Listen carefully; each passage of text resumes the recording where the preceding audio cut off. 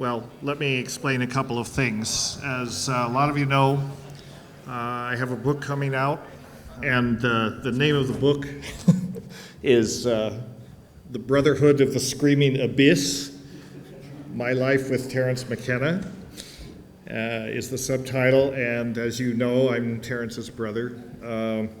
And we shared many interests and ideas and adventures over the years.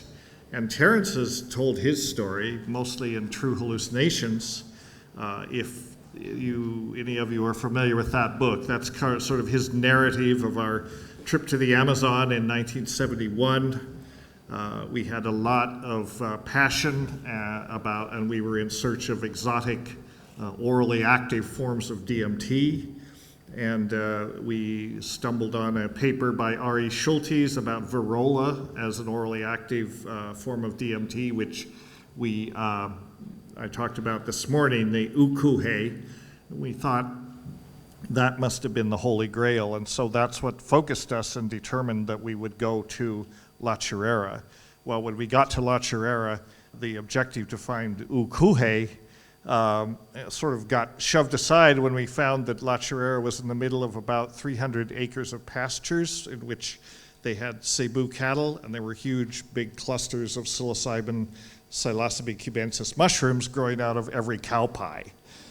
And we kind of got into that as a recreational thing initially while we were waiting for the real mystery, but it quickly emerged that the mushrooms were the real mystery. And we got into some very, very, very peculiar cognitive places, which I'm not going to talk about today, actually, because it's too complicated. I was going to talk about what is known in, I guess, the annals of psychedelic literature, the community as the experiment at La Chorrera. And it's discussed in the book. By the way, I should mention, why did I call it The Brotherhood of the Screaming Abyss? Well, it was kind of a tongue-in-cheek thing at the time. I mean, both Terence and I were both Irish, obviously, in the same family, and we had kind of a sense of humor about what we were doing. We took ourselves very seriously when we went down there, but at the same time, not so seriously. We grew up with science fiction, and we were fans of H.P. Lovecraft. If you know H.P. Lovecraft, the horror writer from the 20s, and he was always talking about, the gibbering horror from beyond the stars, the screaming abysses of unimaginable, all this stuff. So we were kind of steeped in that, in a sense. So when we went down to the Amazon, we said, we're the Brotherhood of the Screaming Abyss. And I chose that for the title of the book. Well, we had no idea, right, how much of an abyss we would plumb. But the sections in my book that talk about this are kind of long, and you kind of have to lay the groundwork of what we were doing. You have to kind of explain what was going on, and that takes a long time. And then I was going to unpack it. So I decided not to talk about that because our time is limited today. What I am going to talk about is flash forward from 1971 to 1991. And at that time, the Screaming Abyss was well behind us. And I was working as a research pharmacologist at a startup company in California called, appropriately enough, Shaman Pharmaceuticals. And it was a drug discovery company, not ethnobotany-driven drug discovery company, not interested in psychoactives per se, but interested in plumbing the sort of the biodiversity of the rainforest to find new medicines for various applications.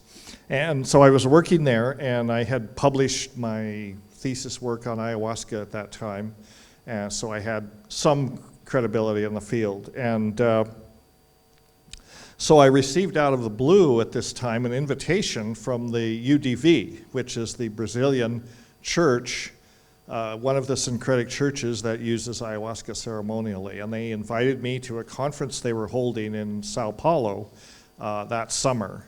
they wanted me to present, and they invited a number of other people involved in the ayahuasca field at that time, and they asked us to come and present our research. So I was there. I was probably the only ethnopharmacologist, but I was there with a number of physicians and ethnobotanists and anthropologists and people from various disciplines, and we all gave talks, right? Turned out that what was really going on with their organizing of this conference was they had an agenda with the Brazilian drug regulatory authorities, the organization called CONFEN, to get approval for their use of ayahuasca in a religious context. And there was consideration in the government at that time to prohibit this. They wanted to bring a bunch of people from outside, so-called experts, and have a big conference and impress the regulatory authorities. And to say, well, this isn't really a drug of abuse, this is not a problem. So they held this conference. So it had as much of a sort of political subtext as it did a scientific subtext. So I went down, and we had a very stimulating 2 or 3 days, like this days, many PowerPoint presentations and talks and a lot of discussions in the corridors and that sort of thing at one of the UDV temples outside Sao Paulo. And there were, maybe a couple of hundred people that attended this, mostly members of the UDV. And then at the end of the conference, as the sort of final climax of the conference, they had organized a group session of ayahuasca for everyone, the visitors, the dignitaries. It was very strange to think of myself as a dignitary, but I guess I was, along with the others, and many of the local members of the UDV church. So at the end of the conference, we all gathered in this temple to take ayahuasca. And there was about 500 people in this session. And when we took it, we foreigners were all down front. I don't know if you've been to Brazil or seen how it's organized, but these temples are circular, and they have tiers. They have tiers of steps, the inside, and there are chairs arrayed in a circle around the central table where the mestres are, the mestres who are administering the ayahuasca. So we were down toward the front, kind of. And when I took this journey with the UDV, I had limited experience with ayahuasca. I had been to Peru. I had done my research on it, but I wasn't really that familiar with it. And I had a very profound experience with ayahuasca at that time. You might call it the biochemist nerds inside tour of photosynthesis, which we were talking about yesterday.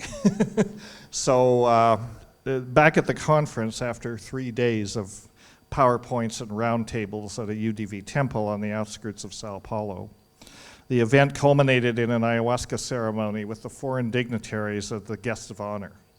About 500 people took part in that ceremony. I had a profound visionary revelation in which I experienced photosynthesis from a molecule's eye view and understood the importance of this everyday miracle for the sustenance of life on this planet.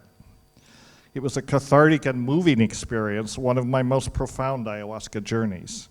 The following account of my lessons from the teacher has been adapted from an earlier version that appeared in Ayahuasca Reader, Encounters with the Sacred Vine. And in light of our discussions yesterday about photosynthesis and its importance and some of the beautiful testimony that people gave this morning, I thought this was maybe an appropriate thing to talk about. Okay, so on the night in question, the weather was humid and balmy. In the gathering dusk, we all walked the short distance from the dormitories where we had been staying to the temple, nestled in a small valley about a quarter mile away. In the center of the amphitheater-like space, a long table was arranged, with chairs arrayed around and a picture of Mr. Gabriel, the UDV founder and prophet, hung beneath an arch-shaped structure decorated with the sun, moon, and stars at one end. Several gallons of Huasca tea, a brownish liquid the color of cafe latte, was in a plastic juice dispenser placed on the table beneath the picture of Mestre Gabriel. Beside it was a stack of paper picnic cups. A special set of chairs had been reserved for the visiting dignitaries along one of the terrace-like elevations close to the center of the amphitheater. We threaded our way among the members already seated and took our places in the reserved spot. After everyone had gotten settled, the mestre in charge rose to start dispensing the brew, helped by a couple of acolytes. The members formed an orderly line, and one by one we filed down to stand before the mestre and be handed a paper cup containing our allotted draught. The size of the servings varied from person to person and seemed to be measured according to body weight and the mestre's assessing gaze.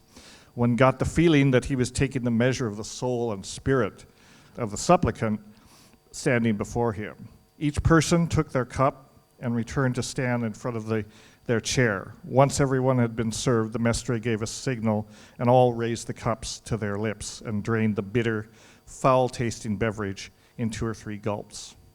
One of the Brazilian scientists standing beside me slipped me a small piece of ginger to chew to kill the aftertaste. I was grateful for the kind gesture. Having drained their cups, everyone sat back in their comfortable webbed chairs.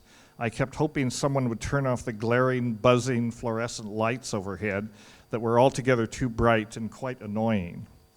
They were to stay on during the entire evening, however. For about 45 minutes, everyone sat absorbed in their own thoughts. The crowded hall was absolutely silent. After this period, a few people began to get up and totter toward the bathrooms as the nausea, a frequent side effect of the early stages, began to take hold. About the same time, the mestre began singing a beautiful song called the chamada, and though I could not understand the Portuguese words, the melody was quite moving. The sound of the heartfelt chamada mingling with the retching, gasping noises of people throwing up violently in the background made me smile at the incongruity, but no one else seemed to notice. My own experience was not developing as I'd hoped. My stomach was queasy, but not enough to send me to the bathroom, and I felt restless and uncomfortable. I felt very little effect, except for some brief flashes of hypnagogia behind my closed eyes. I was disappointed. I had been hoping for more than a sub-threshold experience. When the mestre signaled that he was ready to give a second glass to anyone who wanted it, I was among the group of about a dozen gringos that queued up in front of his table. Apparently, I was not the only one who was having a difficult time connecting to the spirit of the tea. I took my second drink and settled back into my chair. It tasted as, if possible, even worse than the first one had. Within a few minutes, it became clear that this time it was going to work. I began to feel the force of the Huasca course through my body, a feeling of energy passing from the base of my spine to the top of my head. It was like being borne upwards in a high-speed elevator. I welcomed the sensation as confirmation that the train was pulling out of the station. The energized feeling and the sensation of rapid acceleration continued. It was much like mushrooms, but seemed to be much stronger. I had the sense that this was one elevator it would be hard to exit before reaching the top floor, wherever that might be. Random snippets of topics we had been discussing at the seminars in the previous days began to float into my consciousness. I remembered one seminar that had addressed the UDV's concept that the power of Huasca tea is a combination of force and light. The force was supplied by the MAO-inhibiting Banisteriopsis vine, known as mariri in the local vernacular, while the light, the visionary hypnagogic component, was derived from chacuna, the DMT-containing Psychotria admixture plant. I thought to myself, what an apt characterization this was. Huasca was definitely a combination of force and light, and at that moment I was well within the grip of the force and hoped that I was about to break into the light. At that instant I had that thought, I heard a voice seeming to come from behind my left shoulder. It said something like, "You want to see force? I'll show you force." The question was clearly rhetorical, and I understood that I was about to experience something whether I wanted to or not. The next instant, I found myself changed into a disembodied point of view, suspended in space, thousands of miles over the Amazon basin. I could see the curvature of the earth. The stars beyond showed steadily against the inky backdrop, and far below I could see swirls and eddies of clouds over the basin, and the nerve-like tracery of vast river systems. From the center of the basin rose the world tree in the form of an enormous Banisteriopsis vine. It was twisted into a helical form, and its flowering tops were just below my disembodied viewpoint. Its base was anchored to the earth far below, lost to vision in the depths of mists and clouds and distance that stretched between us, beneath me. As I gazed awestruck at this vision, the voice explained that the Amazon was the omphalos of the planet, and that the twisted rope-like Yggdrasil Mariri world tree was the linchpin that tied the three realms, the underworld, the earth, and the sky together. Somehow I understood, though no words were involved, that the Banisteriopsis vine was the embodiment of the plant intelligence that embraced and covered the earth. That together the community of the plant species that existed on the earth provided a nurturing energy that made life on earth possible. I understood that photosynthesis, that neat trick known only to green plants of making complex organic compounds from sunlight, carbon dioxide, and water, was the force the UDV was talking about, and indeed was the force on which all life depends. I was reminded of the line from Dylan Thomas, that photosynthesis is the force that through the green fuse drives the flower. In the next moment, I found myself instantly transported from my bodiless perch in space to the lightless depths beneath the surface of the earth. I had somehow become, a sentient water molecule percolating randomly through the soil and lost amid the tangle of the enormous root fibers of the Banisteriopsis world tree. I could feel the coolness, the dampness of the soil surrounding me. I felt suspended in an enormous underground cistern, a single drop among billions of drops. This sensation lasted only a minute. Then I felt a definite sense of movement as squeezed by the implacable forces of irresistible osmotic pressures. I was rapidly translocated into the roots of the Banisteriopsis tree. The sense of the rising, speeding elevator returned, except this time I was being lifted rapidly through the vast pipes and tubes of the plant's vascular system. I was a single molecule of water tumbling through the myriad branches and forks of the vertical maze, which grew progressively narrower the higher I went. Finally, the sense of accelerating vertical movement eased off. I was now floating freely in a horizontal direction, no longer feeling pushed. I was suspended in the middle of a stream, flowing through an enormous vaulted tunnel. More than that, there was light at the end of the tunnel, a green light.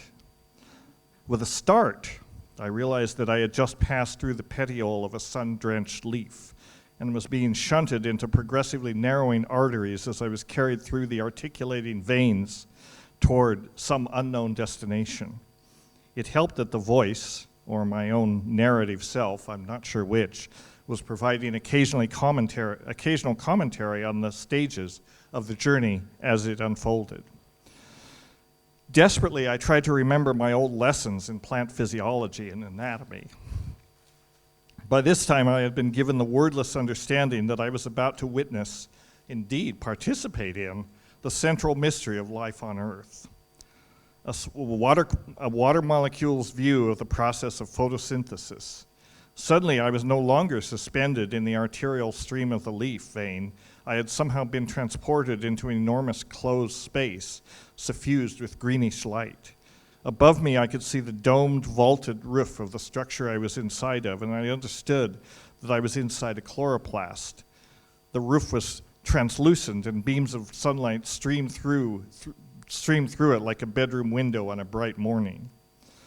In front of me were flat, layered structures looking like folded sheets stacked closely together, covered with antenna-shaped structures, all facing in the same direction, and all opened eagerly to receive the incoming light.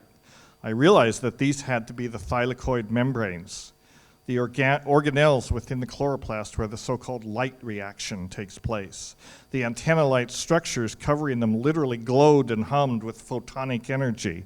I could see that somehow this energy was being translocated through the membranes of the thylakoids they were mounted on. I recognized or understood that these antenna-like arrays were molecules of chlorophyll, and that the anchors that tied them to their membrane substrates were long tails of phytic acid that functioned as energy transducers, funneling the light energy collected by the flower-shaped receptors through the membranes and into the layers beneath it.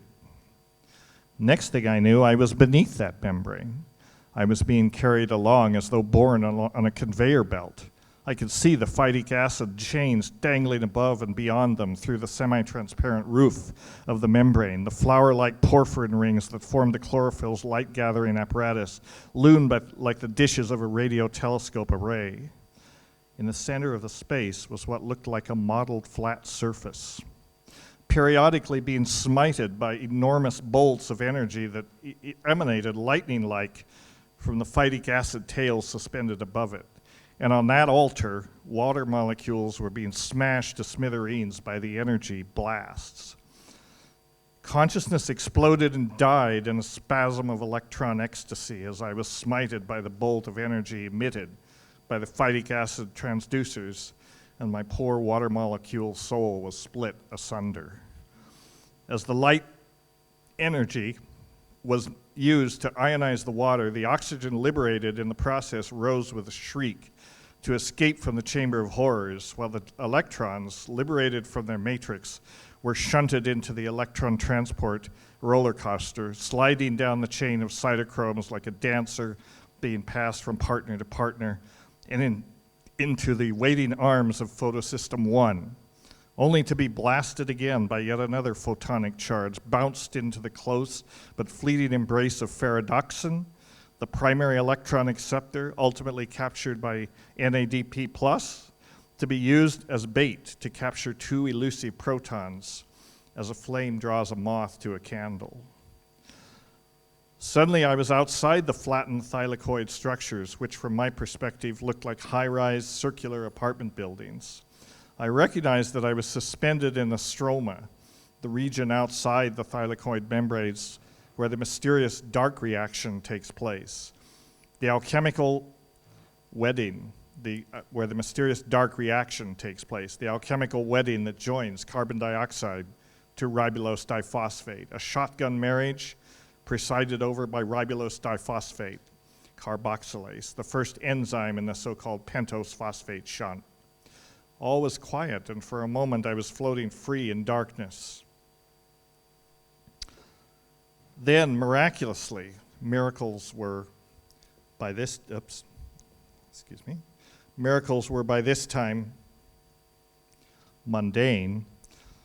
I realized that my disembodied point of view had been reincarnated again and was now embedded in the matrix of the newly reduced ribulose diphosphate carbon dioxide complex. The unstable intermediate was rapidly falling apart into two molecules of phosphoglycerate, which were grabbed and loaded on the merry-go-round by the first enzymes of the Calvin cycle. Dimly, I struggled to remember my early botany lessons and put names to what I was seeing. I recognized that I had entered the first phase of the pentose phosphate shunt, the biochemical pathway that builds the initial products of photosynthesis into complex sugars and sends them spinning from thence into the myriad pathways of biosynthesis that ultimately generate the molecular stuff of life. You'll have to excuse me, this kind of gets me emotional. Only a biochemist would. But there it is.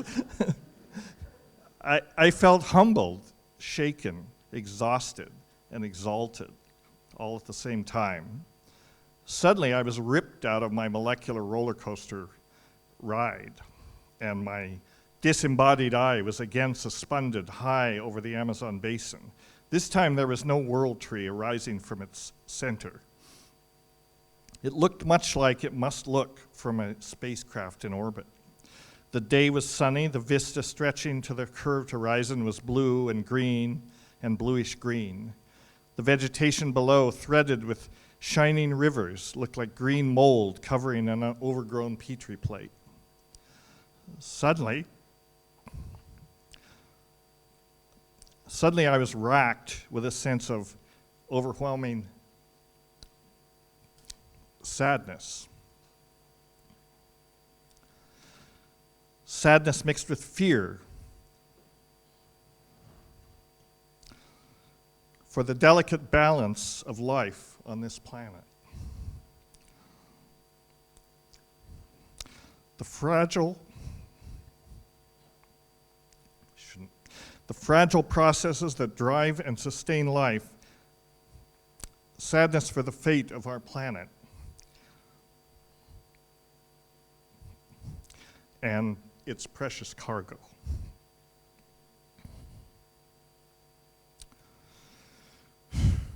What will happen? What will happen if we destroy the Amazon? I thought to myself, what will become of us?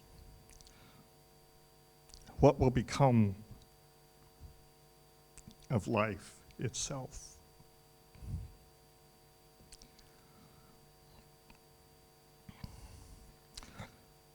If we allow this to happen, if we allow this destruction to continue,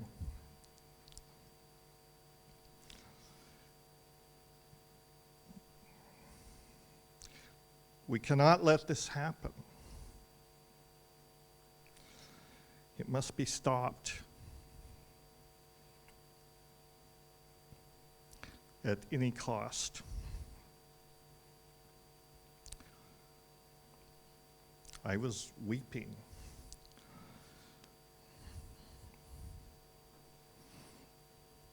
I felt miserable. I felt anger and rage directed toward my own rapacious, destructive species, scarcely aware of its own devastating power, a species that cares little about the swath of destruction it leaves in its wake as it thoughtlessly decimates ecosystems and burns thousands of acres of rainforest.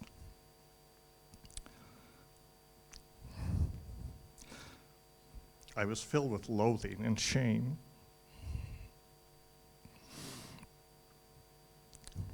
Suddenly, again from behind my left shoulder, came a quiet voice.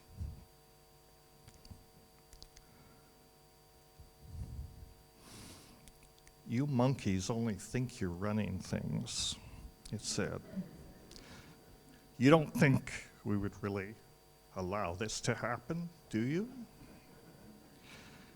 And somehow I knew that the "we" in this statement was the species, was the entire community of species.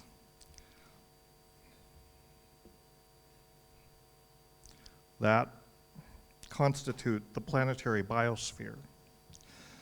I knew that I had been given an inestimable gift, a piece of gnosis and wisdom straight from the heart-mind of planetary consciousness, planetary intelligence, conveyed in visions and brought and thought by an infinitely wise, incredibly ancient, and enormously compassionate ambassador to the human community. A sense of relief, tempered with hope, washed over me. The vision faded, and I opened my eyes to see my newfound friends and hosts all eagerly gathered around me. The ceremony had officially ended a few minutes earlier. I had been utterly oblivious to whatever was going on in the world beyond my closed eyelids. How was it, they said?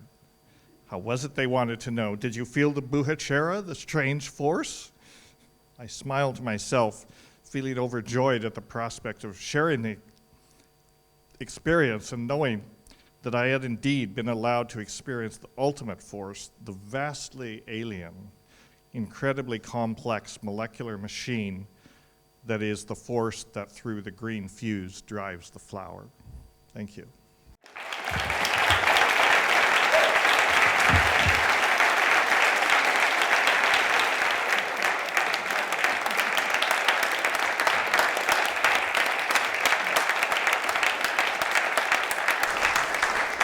I'm not acting, 20 years later, this still just gets to me very deeply. And I think that, I think that this is one of the things that psychedelics teach us, one of the reasons that psychedelics are re-emerging in planetary consciousness because of this, the ecological urgency. This is the message that they are trying to get us to wake up to. Many people who have experienced ayahuasca, especially, being this sort of ambassador from the center of biodiversity on the planet, have not necessarily this experience, but they come away with a profound, sort of the lesson gets told to them very forcefully that nature is extremely precious. We have only one planet. We can't let this incredible gem of a planet be destroyed by the corporatization, by the rapacious activity of soulless governments and soulless corporations. We have to fight this. We have to fight it. These medicines are one way, or maybe the best way to do that, because they truly do change hearts and minds. People have these experiences and they change their lives and they go forward and they teach other people. And this is what I meant yesterday. These are our bioweapons. This is what we can fight back with. They're weapons in the sense that, they don't kill people, but they change hearts and minds, and that's what's got to happen. That's what has to happen. And, I'm a scientist by training, but I'm a human being, and there is an intuition, I think, that we all have, at least those of us who have been close to ayahuasca, that, there is an intelligence, that the planet itself is intelligent, and it knows that it is in deep trouble. And, we would like to think, we would like to believe that life is common in the universe. I believe it. I think that civilizations and life permeates the galaxy, permeates even beyond the galaxy, but we have no way of knowing, and we've never found another ecosystem that we could definitively say was a living ecosystem. This is the only one we have. And this is where we live. And we're really screwing it up. And we have to do something about that. And mostly we have to raise consciousness. And I think that's where these medicines come in. We're at this enormous, incredibly important historical and cultural transition where if enough people get the message, then things will change. And that's what these medicines can do. That's why these medicines have come out of the Amazon and other places to give us the message and say, basically, get this, people. You monkeys don't know anything, are not running things. You only think you're running things. You don't know shit. So sit down, shut up, and prepare to learn. And I think that's got to be the message that we propagate to the rest of the world. Thank you.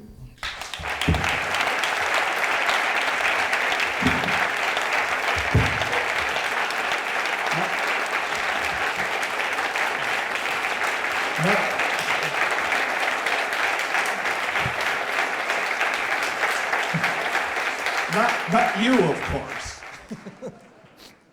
You are all incredibly beautiful, enlightened beings. You got the message. So that's not directed at you. That's directed at those other people who are not here, unfortunately. Okay. Thank you.